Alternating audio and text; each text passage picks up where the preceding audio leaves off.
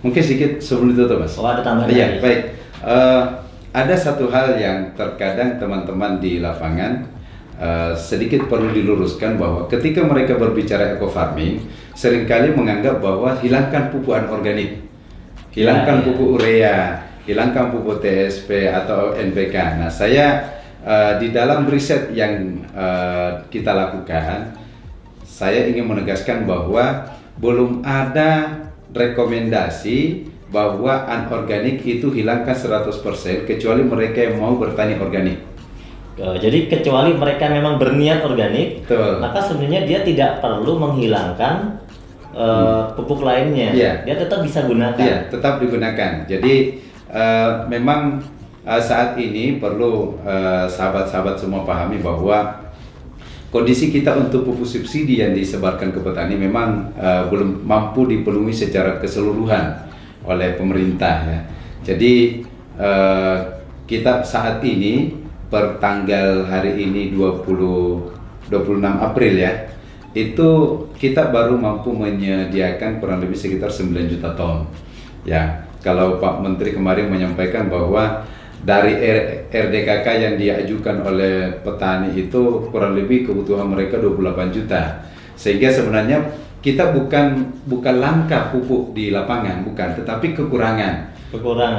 Kenapa kurang? Karena memang kita dari pemerintah dana yang dialokasikan untuk pupuk subsidi itu terbatas.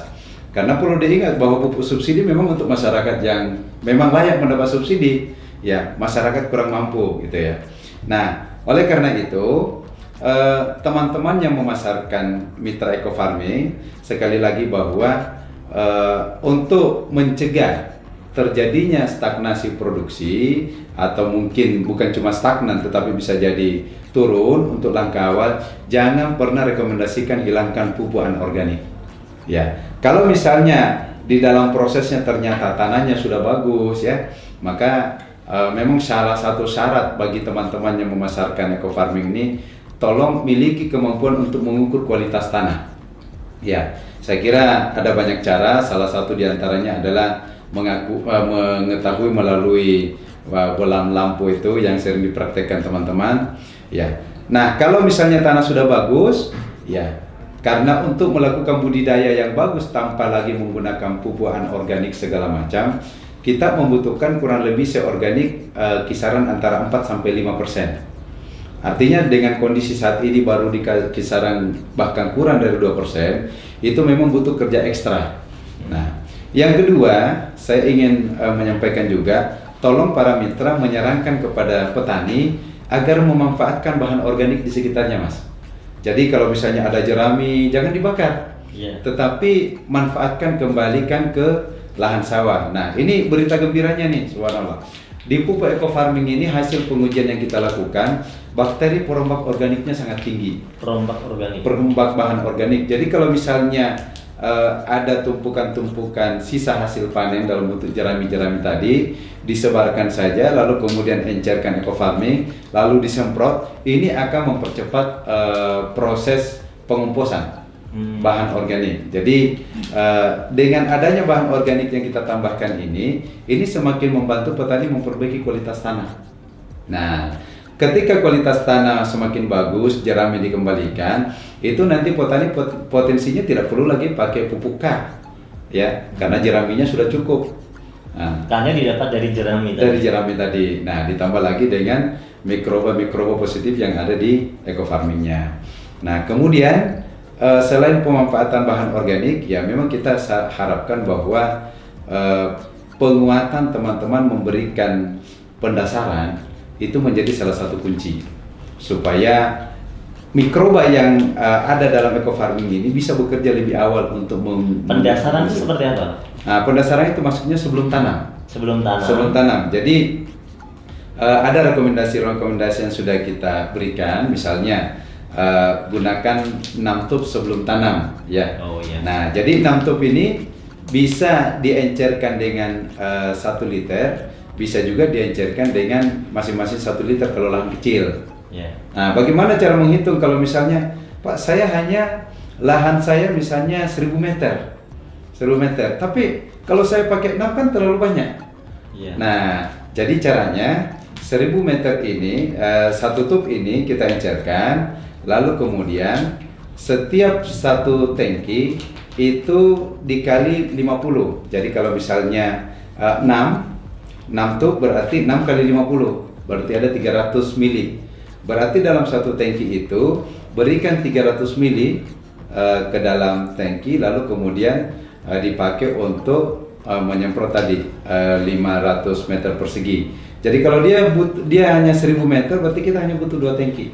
Bisa juga ya dengan dibagi lebih mudah, misalnya kalau 1 hektar itu kan 6. Iya. Kalau 5,5 hektar berarti 3. Iya.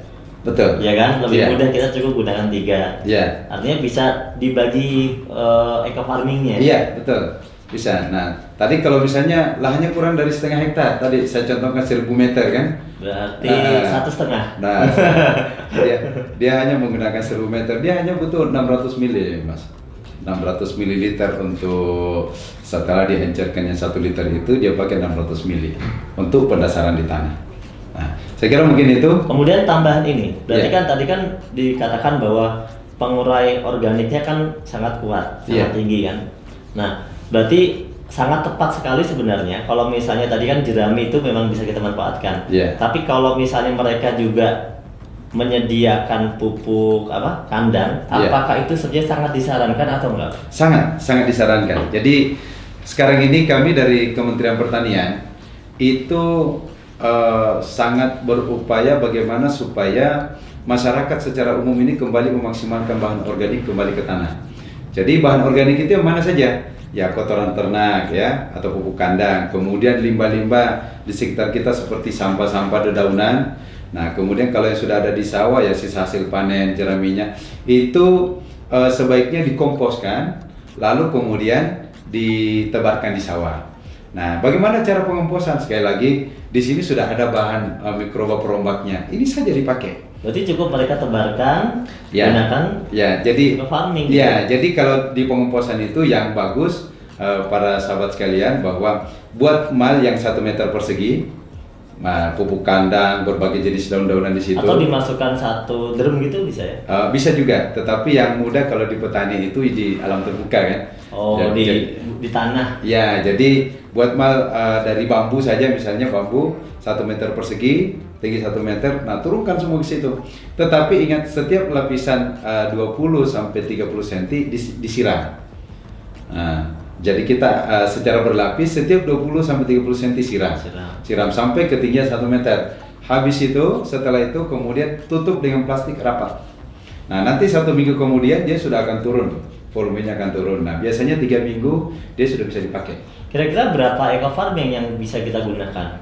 Sebenarnya standar untuk kita menggunakan ini di dalam 1 kali aplikasi. Untuk kompos tadi loh maksudnya? Ya, itu kita bisa gunakan untuk 1 ton.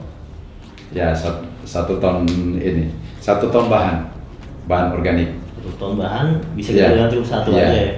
1 aja. Jadi sebenarnya sih kurang dari 1 pun tidak masalah ini, karena mikrobanya sudah sangat banyak. Sudah sangat banyak sekali. Jadi Yang kalau penting setiap tadi berapa 20 cm siram. kita siram. Ya. Biasa pakai apa? Ya. Eco farming yang sudah sudah diencerkan Ya. kan. Nanti 20 cm lagi siram lagi terus. Ya. Sampai kadar airnya kurang lebih 60%. Itu akan mempercepat proses degradasinya. Ya Pak Jamal, ini ada akhir-akhir ini beredar kabar atau postingan bahwa produk eco farming ini telah diuji oleh bagian biosecurity di Malaysia, ya, yang katanya ternyata mengandung bakteri patogen. Mungkin yang diuji adalah dalam kondisi yang sudah hitam mungkin ya. Dia mengandung bakteri patogen yang di sana dijelaskan bahwa itu sangat berbahaya. Gimana kira-kira penjelasannya, Pak Jamal? Baik. Dari apa yang kami terima bahwa di antara bakteri-bakteri yang dinyatakan terdapat di dalam produk ini, ya seperti tadi bahwa ada potensi ini yang masih kemasan lama ya, yang mungkin kan masuk. Itu saya dapatkan ada Bacillus lisaniformis. Nah, jadi sebenarnya kalau kita bicara di tanah ya, untuk jenis bakteri ini sebenarnya ya memang dia banyak digunakan untuk seperti industri sebenarnya ya. Nah, tapi kalau misalnya di tanah ini sangat dia akan sangat membantu ya dalam hal untuk membentuk spora dan memberikan kontribusi untuk siklus nutrisi. Jadi sebenarnya kalau saat digunakan di tanah digunakan diaplikasikan di pemupukan itu ini tidak jadi masalah. Enggak. Cuma dia berbahayanya kalau terhadap manusia gitu. Ya. Nah, jadi kalau di tanah memang ini salah satu jenis mikroba yang dibutuhkan. Jadi di tanah pasti banyak ya? Ya. Udah umum gitu ya? Banyak betul. Nah, jadi dia sebenarnya sangat berkontribusi untuk siklus nutrisi dan dia memiliki aktivitas anti jamur sebenarnya mikroba ini. Nah, kemudian yang kedua kita juga mendapatkan informasi bahwa di situ ada Bacillus pumilus ya.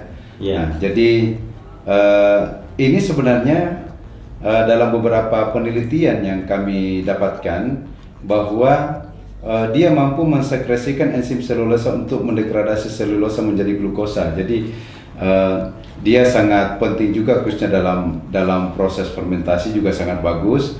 Nah, kemudian juga dari hasil penelitian oleh saudara Indrawan, dia menjelaskan bahwa manfaat dari fermentasi kotoran sapi dengan menggunakan Bacillus pumilus untuk menambahkan ketersediaan nutrien melalui kultur. Artinya ada penambahan nutrien, ada penambahan nutrisinya. Nah, jadi kembali lagi bahwa kalau ini diaplikasikan di bidang pertanian, itu masih banyak sisi-sisi positif yang bisa kita ambil. Ya kecuali kalau dimakan ya. Nah, ya kecuali kalau dimakan, dikonsumsi, ini nggak boleh ya. Betul. Nah, tidak direkomendasikan. Nah, kira gitu, Mas Nur, terkait dengan informasi mikroba yang dianggap mengganggu tadi. Ya. Terima Jadi kasih. intinya berarti kalaupun ini ditemukan mikroba atau bakteri semacam ini, sebenarnya ini juga dibutuhkan ketika dalam proses pertanian itu. Iya. Ya, jadi ini tidak menjadi masalah sebenarnya. Iya. Namun ketika dia mengatakan ini adalah berbahaya terhadap manusia, ya memang betul kalau ini dikonsumsi gitu ya. Mungkin dikonsumsi manusia gitu ya.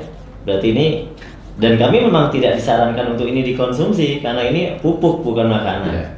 Gitu. Ya gitu, Mas Nur. Ya. Terima kasih Pak Jamal atas waktunya. Sama-sama. Insya Allah nanti kita ketemu lagi di lain kesempatan. Siap, insya Allah. Buat kita semuanya, demikian hasil sharing-sharing kita bersama Pak Jamal. Selamat mendapatkan pengetahuan baru dan jangan lupa belajar terus dan belajar terus. Salam sukses, eco farming, lahan subur, petani makmur.